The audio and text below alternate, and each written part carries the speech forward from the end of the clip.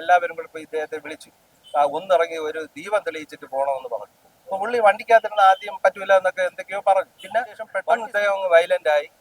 എന്ന് വണ്ടി കയറി പെട്ടെന്ന് അങ്ങ് പോയി. ഇല്ല, ഞാൻ ഇറങ്ങുന്നില്ല, ഞാൻ വരൂല എന്ന് പറഞ്ഞു. ഇന്ന് വൈകിട്ട് 5:30 വരെ പുള്ളി വരുമെന്നുള്ള പ്രതീക്ഷയായിരുന്നു നമുക്കുണ്ടായത്. എം.എൽ.എയും മേയർക്കും ബാക്കിയുള്ള എല്ലാവരെയും നമ്മൾ വിളിച്ചു പറഞ്ഞു. നമ്മളോട് ഇത് ഇത്തവണ ചതയദിനം നടത്തുന്നില്ലെന്നാണ് ബഹിഷ്കരിക്കുകയാണ്. ഈ വർഷം ചതയദിനം വേണ്ടെന്ന് തീരുമാനിച്ചു.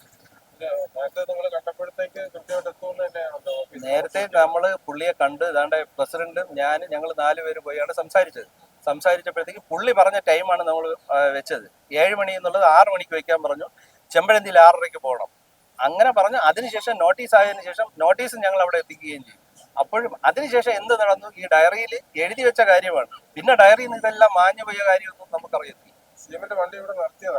വണ്ടി നിർത്തിയ വണ്ടി ഇവിടെ 2 സൈഡിലും നിറച്ച ആള് കിടന്നപ്പോഴത്തേക്ക് വണ്ടി ബ്ലോക്കായി സ്ലോ ആയി. അപ്പം പീതാംബരക്കുറുപ്പ് ഉൾപ്പെടെ ഞങ്ങൾ എല്ലാവരും കൂടെ പോയി ഇദ്ദേഹത്തെ വിളിച്ചു.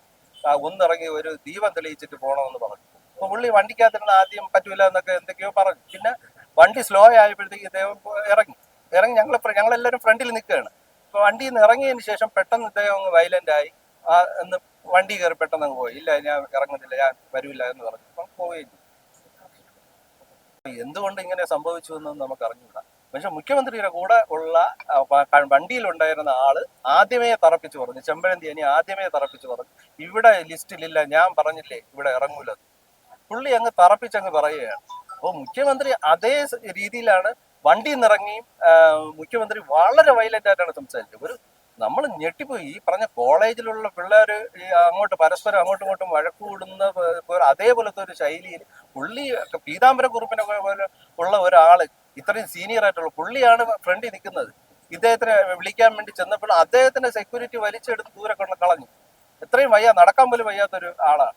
അത് കഴിഞ്ഞാണ് ഇദ്ദേഹം കാറിൽ നിന്ന് ഇറങ്ങി വന്നാണ് എല്ലാവരെയും അങ്ങ് ഷൗട്ട് ചെയ്യുകയും ചെയ്തു. നമ്മൾ അതിനകത്ത് മറുപടി ഒന്നും പറഞ്ഞില്ല. പുള്ളി അങ്ങ് പോവുകയും ചെയ്തു. ഞങ്ങൾ ഇവിടെ ബഹിഷ്കരണം നടത്തി. ഇവിടെ ഈ വർഷം ചതയദിനം വേണ്ട എന്നൊരു തീരുമാനം എടുക്കുകയും അവരൊക്കെ പങ്കെടുക്കാൻ. ബാക്കി മന്ത്രിമാരെന്ന് പറഞ്ഞു കഴിഞ്ഞാൽ CP ജോൺ സാറ് ആൻജിയോപ്ലാസ്റ്റി കഴിഞ്ഞ് കിടക്കുകയാണ്. പുള്ളി രാവിലെ എന്നെ വിളിച്ചിരുന്നു. അപ്പോൾ പുള്ളിക്ക് എത്താനുള്ള 8-ാം തീയതി വരെ പുള്ളിക്ക് ഡോക്ടർ അത് റെസ്റ്റ് കൊടുത്തിരിക്കുകയാണ്. പിന്നെ ബാക്കിയുള്ളവർ KM വരാമെന്ന് പറഞ്ഞിട്ടുണ്ട്. മുഖ്യമന്ത്രി വരുന്ന സമയത്ത് KM എത്താമെന്ന് പറഞ്ഞു. ബാക്കി എല്ലാവരും വന്നിട്ടുണ്ടായിരുന്നു. പുള്ളി കൊച്ചിയിലാണ്. പുള്ളി അവിടെ നിന്ന് വരുന്ന വഴി, കൊച്ചിയിൽ നിന്ന് വീട്ടിലോട്ട് വരുന്ന വഴി വൈകിട്ട് രാത്രി ഇവിടെ ഇറങ്ങിക്കൊള്ളാന്നാണ് പറഞ്ഞത്. KM ഈ പ്രശ്നമാണ് ഞങ്ങൾ വിളിച്ചു പറഞ്ഞു, വരണ്ടെന്ന് വിളിച്ചു പറഞ്ഞു.